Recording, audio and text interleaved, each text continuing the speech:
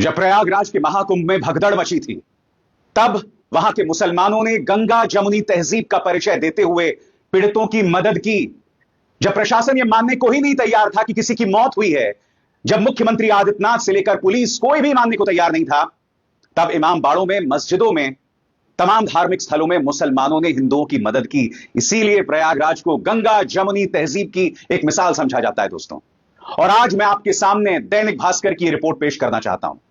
खूबसूरत मिसाल दोस्तों। एक तरफ मुसलमानों ने गंगा जमुनी तहजीब की मिसाल दी और दूसरी तरफ आपकी स्क्रीन पर यह है बागेश्वर धाम का धीरेन्द्र शास्त्री। इसका बयान निहायत ही शर्मनाक है। यह व्यक्ति यह कहता है कि कोई बात नहीं, अगर आपकी मौत हो गई, कम से कम आपको मोक्ष तो मिल गया। इस व्यक्ति को यह बताना चाहिए कि जो युवा मां मर गई अपने बच्चों को छोड़कर, क्या उसे मोक्ष मिल जाएगा? वो तो अपने सांसारिक काम भी पूरे नहीं कर पाई। निहायत ही शर्मनाक बयान। मैं इनकी चर्चा करूंगा दोस्तों, मगर सबसे पहले दोस्तों मैं मिसाल देना चाहता हूं दैनिक भास्कर की इस रिपोर्ट को। मैं बधाई देना चाहता हूं, दैनिक भास्कर के रिपोर्टर्स ने बहुत ही खूबसूरत काम किया है। दैनिक भास्कर वो मंच था दोस्तों जिन्होंने शुरू से ही लगातार बदइंतजामी पे रिपोर्टिंग की, और मुझे जो जानकारी मिल रही थी वो दैनिक भास्कर की बदौलत मिल रही थी। बाकी तमाम पत्रकार जो हैं वो हादसे के बाद जागे, वरना हादसे से पहले वो भी जय जय मोदी और जय जय योगी कर रहे थे। सबसे पहले दोस्तों देखिए दैनिक भास्कर की रिपोर्ट जो बताती है प्रयागराज की गंगा जमुनी तहजीब के बारे में और किस तरह से मुसलमानों ने दिल खोलकर मदद की पीड़ित हिंदुओं की। खबर आपके सामने है। महाकुंभ भगदड़, मुसलमानों ने मदद की, खोली मस्जिदें, 25,000 को बिस्तर रजाई दी, भोजन कराया, बोले श्रद्धालु हमारे मेहमान। दैनिक भास्कर अपनी रिपोर्ट में क्या कहता है मैं आपको पढ़ के सुनाना चाहता हूं। यह वो वक्त था जब श्रद्धालुओं के लिए की गई व्यवस्थाएं ध्वस्त हो गईं। श्रद्धालुओं की एंट्री रोक दी गई थी, जो जहां था वहीं पर रोका गया। ऐसे में 29 जनवरी को जनसेनगंज रोड समेत 10 से ज्यादा इलाकों के मुसलमानों ने बड़ा दिल दिखाया। 25 से 26,000 श्रद्धालुओं के लिए मस्जिद, मजार, दरगाह, इमाम बाड़े और अपने घरों के दरवाजे खोल दिए गए। लोगों के रुकने की व्यवस्था की, उन तक भोजन और चाय पानी पहुंचाया, जिन्हें दवा की जरूरत थी उनकी तीमारदारी की। इस तरह से गंगा जमुनी तहजीब की उन्होंने मिसाल दी और मुसलमानों के प्रवेश में महाकुंभ में रोक लगा दी गई थी। सबसे बड़ी बात यह धमकी भी दी गई थी कि अगर आप गाड़ी लेकर आएंगे और अगर उस गाड़ी का ड्राइवर मुसलमान होगा तो उसकी सुरक्षा की जिम्मेदारी उसकी खुद की होगी या आपकी होगी। इस तरह से नफरत। मगर आज वो मुसलमान मदद कर रहे हैं। सबसे पहले इमाम साहब किस तरह से पानी बांट रहे हैं दोस्तों, इसका वीडियो देखते हैं। ये वसीउल्लाह साहब की मस्जिद के इमाम साहब अमीन साहब जो है यहाँ पे पानी बांट रहे हैं। पानी ले लो, पानी। वसीउल्लाह साहब की मस्जिद के इमाम साहब जो है यहाँ पे लोगों को पानी बांट रहे हैं। ऐसी आपको ढेरों तस्वीरें, ढेरों वीडियोस मिलेंगे और मैं आपको बतलाना चाहता हूं कि किस तरह से इन्होंने गंगा जमुनी तहजीब की मिसाल दी। दैनिक भास्कर क्या कहता है आपकी स्क्रीन पर। श्रद्धालुओं को 29 जनवरी की रात भी सड़क पर ही काटनी थी। ऐसे में प्रयागराज के मुसलमानों ने गंगा जमुनी तहजीब की मिसाल दी। मेला क्षेत्र से 10 किलोमीटर दूर खुलदाबाद सब्जी मंडी मस्जिद, बड़ा ताजिया इमाम बाड़ा, हिम्मतगंज दरगाह और चौक मस्जिद में लोगों को ठहराया गया। इसकी कुछ तस्वीरें और वीडियो भी सामने उभर कर आए हैं।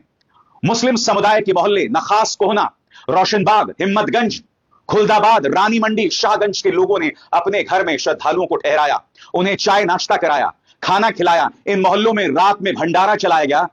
श्रद्धालुओं को हलवा पूड़ी और खाने के सामान भी बांटे गए।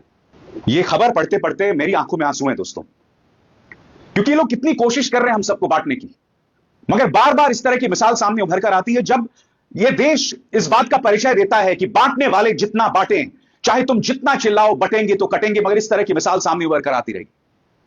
एक बार फिर दैनिक भास्कर को बधाई और मैं चाहूंगा आप इस रिपोर्ट को देखिए दोस्तों।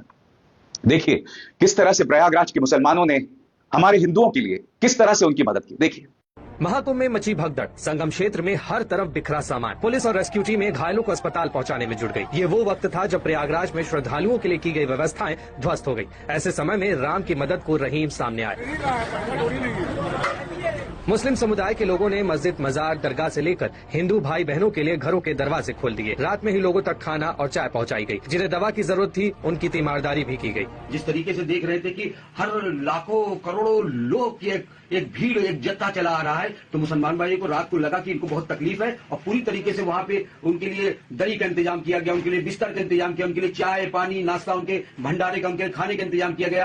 पूरी तरीके से इलाहाबाद प्रयागराज के लोगों ने दिल खोलकर कुंभ में आए श्रद्धालुओं का स्वागत किया, खैर मकदम किया, इस्तकबाल किया। एक तरफ ये तस्वीर थी दोस्तों और दूसरी तरफ ये वीडियो जो वायरल हो चुका है जिसपे अखिलेश यादव ने भी तीखी टिप्पणी की है।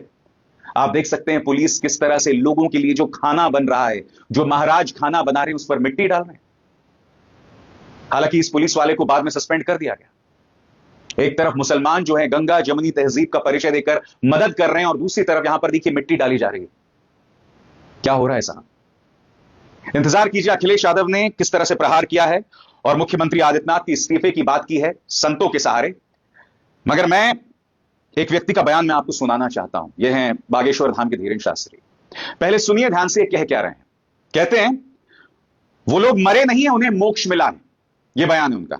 विस्तार से ध्यान से सुनिए ये सज्जन क्या कह रहे हैं। हमने कहा देश में प्रतिदिन लोग मर रहे हैं और करोड़ों लोग मर रहे हैं। कुछ दवा के बिना मर रहे हैं और कुछ स्वास्थ्य की व्यवस्था के बिना मर रहे हैं, कुछ हार्ट अटैक से मर रहे हैं। निश्चित रूप से यह जो घटना हुई है वो निंदनीय हुई है और बहुत विचित्र हुई है।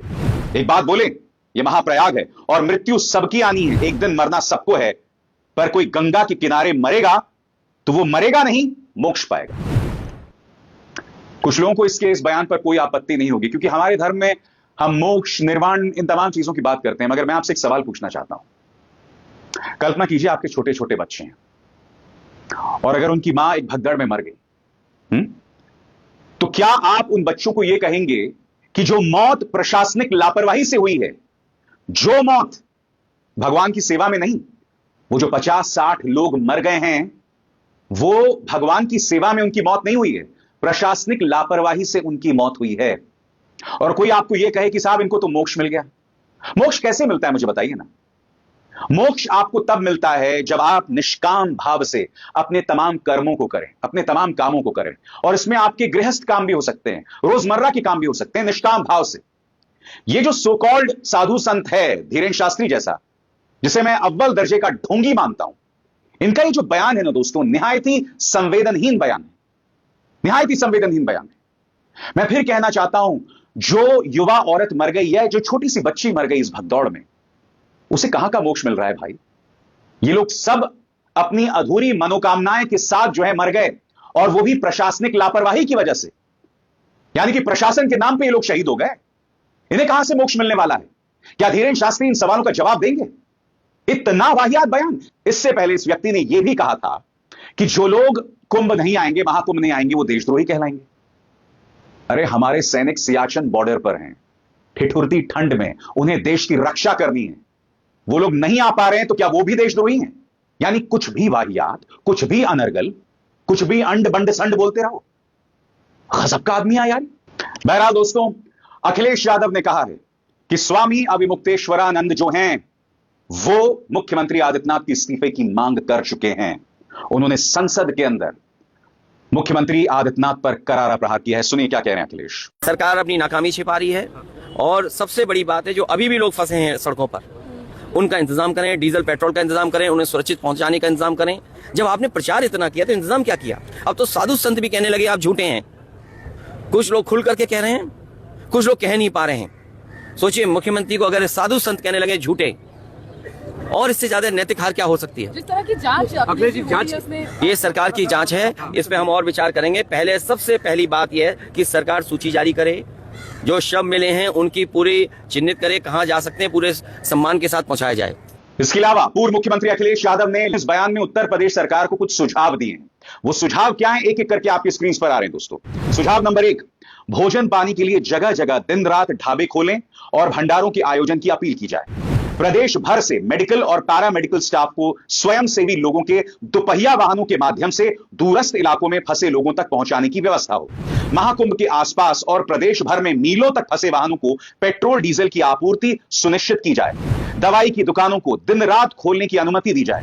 लोगों को कपड़े और कंबल दिए जाएं। जहां हजारों करोड़ लोग प्रचार पर और दुर्घटना की खबरें दबाने के लिए बहाए जा रहे हैं, वहां पीड़ितों के लिए कुछ पैसे खर्च करने से सरकार पीछे क्यों हट रही है? दोस्तों, इसमें दो राय नहीं है। जब 2013 में महाकुंभ में रेलवे प्लेटफॉर्म पर एक हादसा हुआ था, स्नान स्थल पर नहीं। कहने को ये केंद्र सरकार की जिम्मेदारी थी, मगर मैं नहीं भूला, आप और हम, मैं बतौर पत्रकार, आप बतौर नागरिक, उस वक्त अखिलेश यादव से सवाल पूछ रहे थे। उस वक्त ये शख्स यानी आजम खान इंचार्ज मंत्री थे। कम से कम हमें यह पता था कि इंचार्ज कौन है। और तब मैं नहीं कहता हूं, सुनिए खुद एक साधु ने आजम खान के बारे में क्या कहा था।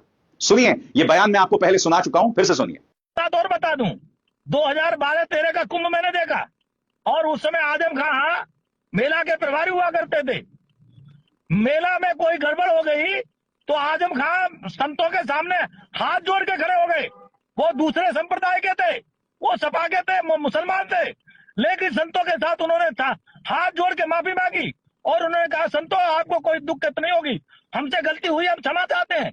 और आपको आश्चर्य बता दूं, आज तो पता ही नहीं लग रहा है कि मेला प्रभारी कौन है। मेला प्रभारी तो मिलता ही नहीं। यानी कि जवाबदेही थी। आज अखिलेश यादव नेता विपक्ष होते हुए भी कुछ संवेदनशील सुझाव दे रहे हैं, मगर जो मुख्यमंत्री मौत के आंकड़ों को स्वीकार करने को तैयार नहीं थे 17 घंटों तक, क्या वो इन सुझावों को मानेंगे?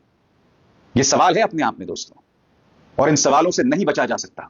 26 फरवरी तक आयोजन होगा महाकुंभ का।